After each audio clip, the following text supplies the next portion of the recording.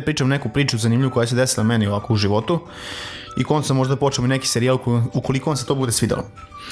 Naime, pre par dana zove me drugar kao ajde na roštilj, brate, ovo ono, znaš, bit će ludnica, družimo se, zezanje, ajde. I mi tamo na roštilj i kaže on, kao ne mogu da verujem, znaš, neka devojka tu iz komšiluka, 17 godina, ostala trudna, znaš, ovo ono. I sad mi se okupili nas 5-6 i tu 3 devojke. Sad mi imamo svi oko 25-26 godina. I sad prosipamo pamet. Kao da su se klinci edukovali, da su znali šta su kondomi, znaš, ne bi ona ostala trudna. Nego kao sramota ih je da pričaju s roditeljima o tome, ne znaju ništa o seksu, znaš, i tako im se desi, na kraju ostane trudna. I ja rekao, aj nemoj sad tu da pametujemo, znaš, sad kao mi smo se napili sve pameti ovog sveta, znaš, bolje da ćutimo. I sad drugar baš uhvatio temu, ne, i treba da se nauči deci da znaju šta su kondomi i kako se koriste. I sad tu jedan dečko dolazi koji isto bio s nama, ali otišao nešto u kuću i on izlazi napolje i kaže, molim vas, kao nemojte pričati ništa o edukaciji kondomima. Mi kao, što si sad ti protivnik o edukaciji kondomima, kaže on.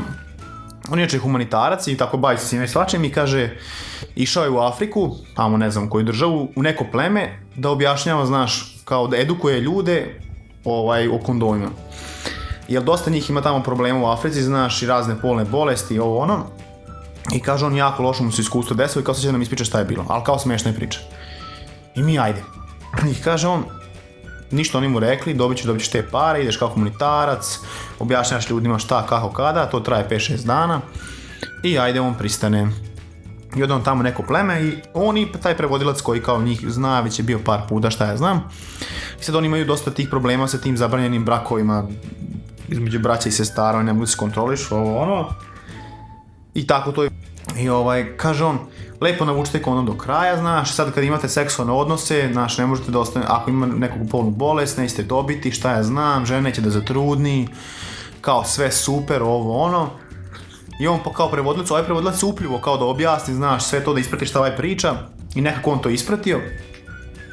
I kao super je prošlo, idu da spavaju, sutra idu kući. I kaže on uveče tipa 11:30, 12:30, kaže to svi stenju. Počela žurka, znaš. I sad šta on izlazi, znaš, ništa mu nije jasno. A oni su tipa doneli, ne znam, 5 kutija kondoma, onih velikih tamo da im podele. To je država donirala.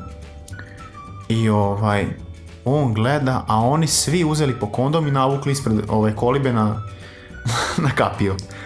I udri kaže idemo mi kući dok nisu ovi ustali i shvatili šta se desilo. Tako da smo se svi slatko nasmijali na tu priču. A vi koji ne znate, dobro bi bilo se edukujte o kondomima ukoliko želite da imate seksualne odnose. I naravno ako ste zainteresovani da čujete još ovako nekih zanimljivih priča, ostavite to u komentarima, a mi se vidimo u nekom sljedećem klipu. Ćao!